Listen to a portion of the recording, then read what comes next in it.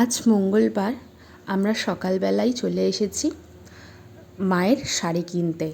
সামনেই দুর্গাপুজো মোটে আর 15 দিন বাকি আছে। তো মায়ের এখনও কিছুই কেনা হয়নি। শুধু দুর্গাপুজোই না, দুর্গাপুজোর পরেও আমাদের নিজেদের একটা বিয়েবাড়ি আছে। তো তার জন্য কিছু কেনাকাটিরও আছে। সেই জন্যই এসেছি। মা, আমি আর বাপি তিনজনেই এসেছি। প্রথমেই আমরা শাড়িটা কিনবো, কারণ অনেকগুলো শাড়ি কেনার আছে। তো শাড়ির দোকানে চলে এসেছি। দেখি যদি এখান থেকে কিছু পছন্দ হয় নেব, নাহলে অন্য কোনো জায়গায় দেখতে হবে। তো চলুন শাড়ির দোকানে যাওয়া যাক। শাড়ির দোকানে চলে এসেছি। এটা আমার বাপি, এটা মা আর আমি। শাড়ি পছন্দ করতে করতে অনেক বোর হয়ে গেছি। তারপরে সেই জন্য একটা ভিডিও ছোটোখাটো তুলে নিলাম। প্রচুর শাড়ির স্টক, অনেক শাড়ি দেখিয়েছে। আমার শাড়ি দেখে দেখে মাথা ধরে গেছে। শুধু একটা দোকানেই না, এরকম আমরা অনেকগুলো দোকানে গিয়েছিলাম, 3-4টে। তো সব মিলিয়ে মোটামুটি শাড়ি কেনা কমপ্লিট হয়ে গেছে। অনেকগুলো শাড়িই কেনা হয়েছে। আর সামনেই দুর্গাপুজো, সেই জন্য আরও প্রচণ্ড ভিড়। তো শাড়ি পছন্দ করতেও যতটা বেশি সময় লেগেছে, তার থেকে আরও বেশি সময় লেগেছে বিলিং কাউন্টারে। বিলিংয়ের জন্য প্রচুর লাইন দিতে হয়েছে, ওটার জন্য আরও বেশি টাইম ওয়েস্ট হয়েছে আমাদের। তবে একটা সত্যি কথা, বাঙালি দুর্গাপুজোর আগে শ্যামবাজার, বড়বাজার আর ধর্মতলা, এই 3টে জায়গায় যদি আমরা না যাই পুজোর আগে, তাহলে পুজো ঠিক মনে হয় না। এটা বাঙালির কালচার। কলকাতা তার নিজের ছন্দেই মেতে উঠেছে। এত চারিদিকে উৎসবের আমেজ।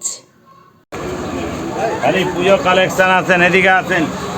খালি পুজো কালেকশন, এদিকে আছেন। কলকাতা মানেই দুর্গাপুজো, আর দুর্গাপুজো মানেই বাঙালির শ্রেষ্ঠ উৎসব। এখন কিনবো বাড়ির ছোটদের জন্য জামা কাপড়।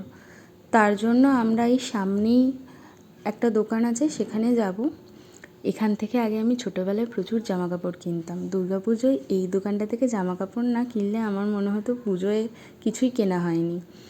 আমি ধর্মতলা থেকে, সিরা মার্কেট থেকে জামা কিনতাম, আর ট্রেজার আইল্যান্ড থেকে কিনতাম, আর শ্যামবাজারে এসে এই কেসি দাস থেকে কিনতাম যখন ছোট ছিলাম। তবে এখন আর কিনি না।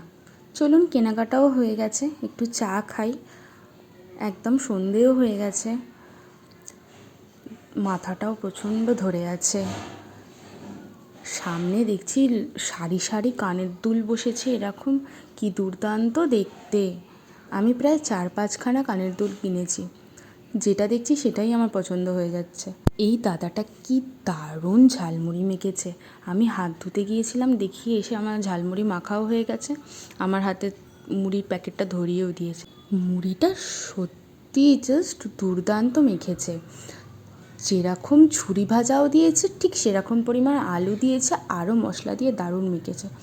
যাই হোক, এবার চলি, বাড়ি যেতে হবে, অনেক রাত হয়ে গেছে। বাড়িতে গিয়ে ফ্রেশ হব, গিয়ে রাত্রে ডিনারটাও তৈরি করব। অনেক জিনিসপত্র কেনা হয়েছে। চলুন, বাড়ি চলে এসেছি। রাত্রের ডিনারের জন্য ডাল রেডি করছি। আমার এই ভিডিওটা যদি আপনাদের ভালো লেগে থাকে, তাহলে প্লিজ এই ভিডিওগুলোতে লাইক, কমেন্ট এবং শেয়ার করুন, আর আমার পেজটাকে ফলো করে দেবেন। Thanks for watching.